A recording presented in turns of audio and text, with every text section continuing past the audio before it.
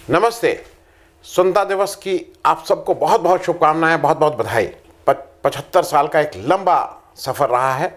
आज थर्ड आई में आप सबका मैं स्वागत करता हूं और इस आशा के साथ कि जिसको कहा हमारे प्रधानमंत्री ने भी कहा कि जब 2047 में हम अपना 100 वर्ष मनाएं तो भारत आज जहां है उससे कई, जिसको कहते हैं किलोमीटर आगे, कई चीज़ों में आगे बढ़ के खड़ा रहे। ये देश की आज़ादी के 75 वर्ष पूरे हुए हैं। इसको अमृत महोत्सव के रूप में मनाया जा रहा है, लेकिन साथ में एक और नया पर्व पिछले वर्ष से मोदी जी ने जोड़ा है। उसका नाम इन्होंने रखा है विभाजन विभीषिका दिवस। 14 अगस्त को पिछले साल ये एकदम से कोई एक ब्राइट आइडिया आया, विभाजन विभीषिका दिवस, और वो मोदी जी मनाने लगे हैं। तो अब ये, क्योंकि इस बार ये पहली बार ठीक से मनाया गया विभाजन विभीषिका दिवस, और लोगों ने, अब ये पहला था या ये दूसरा था ये सरकार अभी बता देगी, लेकिन कंसीव पिछले साल हुआ, मना इस बार, तो उसको पहला भी मान सकते हैं। कल मैं और भी चीज़ें देख रहा था, क्योंकि इधर कॉमनवेल्थ की बहुत बार बात आ रही है, और कॉमनवेल्थ, आज़ादी, अभी जो अचीवमेंट हुआ है, आज प्रधानमंत्री ने कहा कि उन्होंने इतना अच्छा फोकस किया स्पोर्ट्स के ऊपर कि उसके परिणाम अब दिखने लगे हैं। इन सब पे चर्चा करेंगे। थोड़ी बात मैं कॉमनवेल्थ की आपकी इसलिए कर लूँ क्योंकि जब देश की आज़ादी की बात होती है तो वो भी एक बड़ा इतिहास है कि जब माउंटबेटन आए तो उनको एक बड़ा भारी अचीवमेंट लग गया था कि हिंदुस्तान ने कॉमनवेल्थ में रहने के लिए ही तैयार कर लिया था। क्योंकि शुरू में था कि उनको ये डर था कि भारत शायद कॉमनवेल्थ में न रहे। कॉमनवेल्थ के बारे में थोड़ा मैं इसलिए बता दूं कि अभी भी वो व्हाट्सएप यूनिवर्सिटी कुछ नए नए तरह के ज्ञान आपको देती रहती है, लोग उसको समझते हैं। ये व्हाट्सएप यूनिवर्सिटी का भी ज्ञान है और जगह का भी ज्ञान है जो कॉमनवेल्थ के बारे में लोग कह रहे हैं। जो यथास्थिति है, जो वास्तविकता है, वो आपको बता दूं। कॉमनवेल्थ में कुल 56 कंट्रीज है, इंक्लूडिंग यूनाइटेड किंगडम।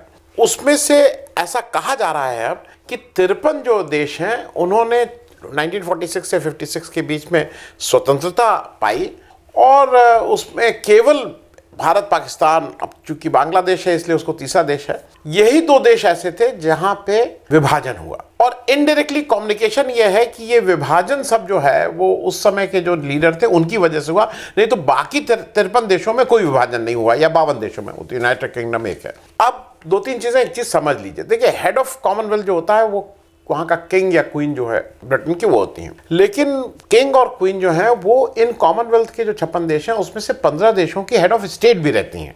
तो एक तो कॉमनवेल्थ का ये पहले समझ लीजिए।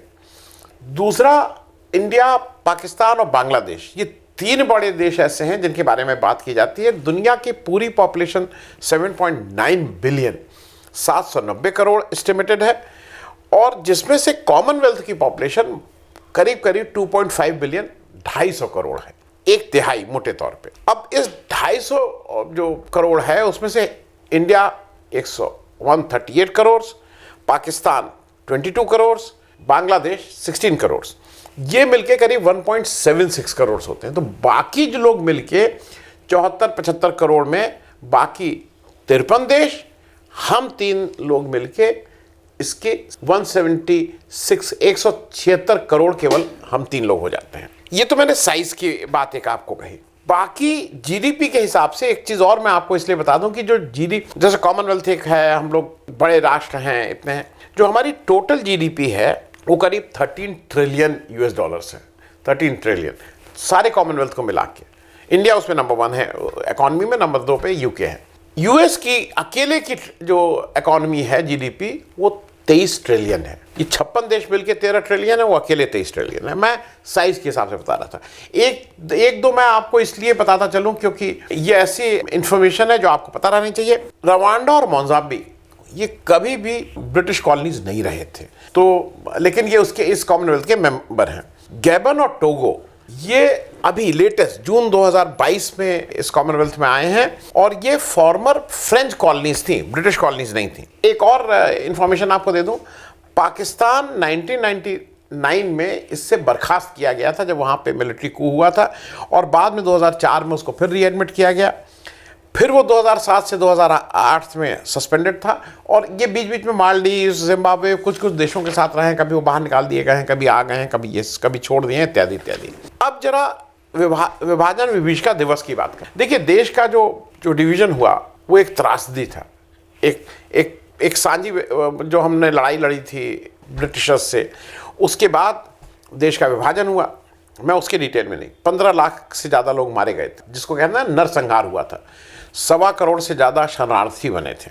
इसको विभाजन विभीषिका के दिवस के रूप में मोदी जी ने तय किया है कि ये हर साल मनाई जाएगी। मुझे थोड़ा समझ में नहीं आता है कि ये जो दर्द है, दर्द को या जख्म को भूलना चाहिए या कुरेदना चाहिए। मतलब ये जो लॉजिक है ना कि इसको कुरेदने से हमें याद रहना चाहिए, ये जख्म है, ये जख्म है इस देश, हमारे हम सब लोगों के दिलो दिमाग पे, और उसको हर साल कुरेदने से क्या फ़ायदा होगा, ये जरा मेरी समझ से तो बाहर है। मैं एक दो उदाहरण दूं। जर्मनी ईस्ट और वेस्ट है। आज वहाँ के किसी से बात कर लीजिए, वो उसकी बात नहीं करना चाहते हैं। जर्मनी के उस इतिहास की जब उन्होंने वो किया तो उसकी बात नहीं करना चाहते हैं। आज एक है। मैं एक उदाहरण देकर समझाने की कोशिश करूँगा। जब देश आज़ाद हुआ तो मद्रास राज्य एक था, और उसको डिवीजन करने के लिए लंबा संघर्ष हुआ, लोगों ने जाने दी। जब आंध्र प्रदेश और अब तो तेलंगाना भी हो गया, जब बना है, तो क्या उसको भी याद किया करें हम, जहाँ पे लोगों की जान गई है। हर साल हम याद करें, जब भाई जिस दिन स्टेट बना उस दिन स्टेट क्या बनाया जाता है कि भाई स्टेट बना और लोग खुशियाँ मना। लेकिन एक वो विभाजन विभीषिका वहाँ पे भी शुरू कर दें, क्योंकि आपको कोई वोट लेने हैं। तो क्या याद करना चाहिए, क्या नहीं करना चाहिए, ये सिर्फ यहाँ पे ये इसलिए याद किया जा रहा है, सबको समझ में आ रहा है, हिंदू मुस्लिम की वजह से, वोट के कारण। तो क्योंकि मैं इसको इसलिए कह रहा हूँ कि बार बार ये दर्शाया गया, कल भी ये दर्शाया गया कि कांग्रेस के leader way responsible for this. आप क्यों नहीं थे भाई? जिम्मेदार तो वही होगा ना जो उस समय का लीडर होगा, और उस समय के लीडर कांग्रेस के हों चाहे जो भी लीडर थे, उनको तो जनता ने चुना हुआ था ना। वो तो इलेक्शंस हो चुके थे, उससे पहले 2 बार इलेक्शन हो चुके थे ब्रिटिश साम्राज्य के अंदर भी। आप भी तो इलेक्शन लड़े थे, आप भी तो मुस्लिम लीग के साथ बैठ के सरकार चला रहे थे। खैर, वो एक लंबा डिस्कशन हो जाएगा, लेकिन मुझे ऐसा लगता है कि विभाजन विभीषिका दिवस को, जख्म को कुरेद के हरा करना हर वर्ष, मतलब ये बहुत अच्छा नहीं रहेगा। कॉमनवेल्थ की मैं एक जरा मेडल, क्योंकि आज लाल किले की प्राचीर से बताया हमारे प्रधानमंत्री ने कि उन्होंने कितना फोकस किया था और कैसे, और वो आपको मैं फिर से नहीं कर रहा हूँ, वो भी प्रधानमंत्री बनने से पहले उन्होंने कहा था कि मेरे हाथ में दे दो तो 5 साल 10 साल के अंदर ओलंपिक मेडल्स की झड़ी लगवा देंगे। मैं आपकी नॉलेज के लिए सिर्फ बता दूं कि 1958 में ये सफ़र शुरू हुआ था हिंदुस्तान का कॉमनवेल्थ में। उस समय 8वें स्थान पे था उस ओवरऑल में। इस जो बार है हम 4th प्लेस पे रहे ओवरऑल मेडल टैली में। 2010 में हम 2nd थे। उसके बाद हमने टोटल 101 मेडल जीते थे, जिसमें से 38 गोल्ड थे। 2014 में हम 64 टोटल मेडल जीते, 2018 में हम 66 जीते। इस बार 2022 में हम केवल 61 मेडल जीते हैं। पिछले 20 साल में, 10, 12, 15 साल में हम कम। मैं इसमें कमतर नहीं कर रहा हूं जो खिलाड़ियों ने किया। खिलाड़ियों का अचीवमेंट बिना सरकारी, मैं कहूँगा बिना सरकारी सपोर्ट, और ये जो नेता और नेताओं के इंटरफियरेंस के बाद भी अगर इतना कर रहे हैं, ये उनको सैल्यूट करने लायक है, सलाम करने लायक है। लेकिन मैं एक्चुअल जो फिगर है उसकी बात कर दे रहा हूं। गोल्ड 22 ही हैं, 2010 में 38 गोल्ड थे। क्योंकि आज एक टेलीग्राफ में एक संजय झा की स्टोरी छपी है, उसमें उन्होंने लिखा है modern day Savarkars and Jinnahs.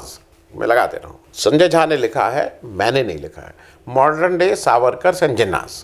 उन्होंने बेसिकली जो सारा आप स्टोरी पढ़ेंगे तो उसमें मूल बात जो कह रहे हैं कि देखिए, नफरत की बुनियाद पे मुस्लिम लीग ने देश के बंटवारे का काम किया।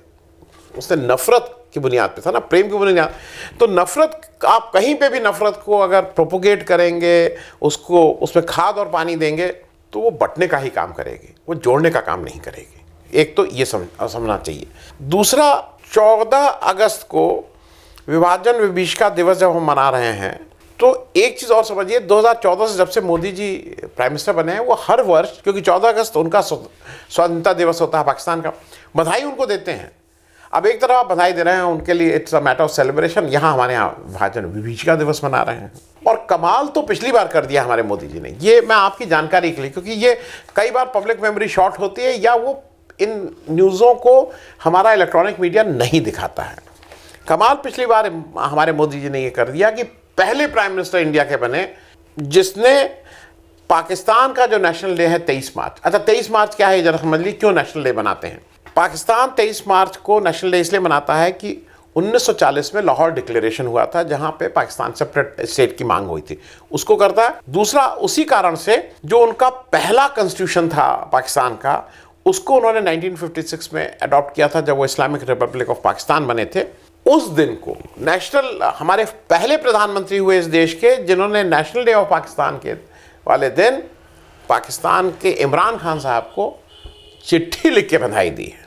अब एक तरफ तो आप कहते हैं पाकिस्तान और दुश्मन और फलाना, और दूसरी तरफ उनके नेशनल डे पे बधाई दे रहा है, जो किसी और प्रधानमंत्री ने आज तक नहीं दी थी। 75 साल में हमें गर्व है, हमें गर्व है। मैं जिस चीज़ पर मुझे गर्व है, मैं अपनी प्रायोरिटीज़ आपको बता रहा हूँ। मैं जिस समाज में रहता हूँ उनको गर्व है, हमें अपनी साझी विरासत पर गर्व है, हमें अपनी गंगा जमनी तहजीब पर गर्व है, हमें अपनी अनेकता में एकता पर गर्व है। मैं अगर ये बातें थोड़ी एब्सलूट हैं, लेकिन अगर मैं कॉन्क्रीट बात करूं तो हमें अपनी शिक्षा, उच्च शिक्षा जो हमारे, मतलब इधर का छोड़ दीजिए कुछ सालों का, लेकिन जो हमारे जो बुनियाद में जो उच्च शिक्षा को उस समय की जो भी लीडरशिप थी उसने डाला, उसमें IIT, IIM, हमारी यूनिवर्सिटीज़, मतलब JNU हो, चाहे BHU हो, चाहे AMU हो, चाहे मद्रास यूनिवर्सिटी हो, कैलकाटा यूनिवर्सिटी हो, ये सब हमने ऐसी यूनिवर्सिटीज़ बनाई जिसका डंका दुनिया में बजता है। हाँ, मेडिकल कॉलेजेस, लखनऊ का KGMU दुनिया में डंका बजता है। उसके बाद हमने क्या किया है, मतलब इधर के 10-20 साल में हमने क्या किया, ये सोचने वाली बात है। हमें गर्व है पब्लिक सेक्टर्स पे इंडिया के, जिसकी बुनियाद उस समय के जो भी देश के हुक्मरान थे जिन्होंने देश को एक देखा था, उनको लगा कि इसकी बुनियाद अच्छी होनी चाहिए। सेल, भेल, BAML, कोल इंडिया, BL, नाम एक 100-200 नाम, इंडियन ऑयल, मतलब कितने नाम गिना दिए जाएं। बुनियादी चीज़ों पे वो डाला जिसको आज हम बेचने का काम कर रहे हैं। हमें फ़क्र है और हमें गर्व है सेना पर, जिसने संसाधन की कमी का रोना नहीं रोया। देश में जब ज़रूरत पड़ी तो वो खड़ी हुई, और आज भी बिना एक बार भी चूक किए, एक बार भी अपना कष्ट बताए सियाचिन की हिफाजत हो रही है। एवरेज ये आता है कि 2 सैनिक करीब करीब हर महीने की कुर्बानी दी जाती है। कहीं आपने सुना किसी ने ये कहा कि नहीं ये कैसे है? नहीं, हमारी सेना ने जिस तरह का रिस्ट्रेन और बलिदान दिया है वो दुनिया में कहीं उसकी मिसाल नहीं है। अचीवमेंट की हम बात कर लें, मैं डिटेल नहीं, क्योंकि ये इतने कम समय में इतनी बातें नहीं कर सकते हैं। परमाणु शक्ति हम बने, दुनिया की आंख में आंख डाल के परमाणु शक्ति बने। इंदिरा गांधी ने कितने साल पहले, और फिर अटल बिहारी वाजपेयी ने परमाणु शक्ति 2 उसको किया। एक चीज़ और मैं कहना चाहूँगा, नारी शक्ति की आज बात हुई है। एक चीज़ याद दिला दूँ, जब ग्लोबल मेल्टडाउन हुआ, जब दुनिया में क्राइसिस आई थी, आर्थिक समस्या आई थी, तो इस देश को यहाँ की महिलाओं ने ही बचाया था। और मैं इसलिए कह रहा हूँ क्योंकि उस समय जो घर की जमा पूंजी थी, जो एक ऐसा पैसा जो स्त्री धन हम बोलते हैं, उससे हमारे उस इकॉनमी को कहीं ना कहीं सपोर्ट हुआ था। हमारी जो बचत करने की आदत थी उसे सपोर्ट किया था। हमारे देश की आज की नीति ने जो डिमोनेटाइजेशन किया, उस सारे नारी धन का आपने जो स्त्री धन है वो सब बाहर कर दिया है। कोई स्त्री धन आज की तारीख में नहीं रह गया है। तो हमें उस पे गर्व है। हमें अपने, अंत में मैं कहूँगा, अपने लोकतंत्र पर गर्व है, क्योंकि जैसी सरकार आए, जितनी अच्छी या बुरी सरकार आए, कहीं ना कहीं लोकतंत्र में इस देश के लोगों ने अपने विवेक को दिखाया है। और ये बार बार दिखाया है कि लोकतंत्र में जो हुक्मरान हैं वो आते जाते रहते हैं, लेकिन जनता सर्वोपरि है और वो सदैव रहती है। चलते चलते आप सबको एक बार फिर से इस 75 साल जो हमारे पूरे हुए उस स्वाधीनता दिवस की बहुत बहुत बधाई। Thank you so much.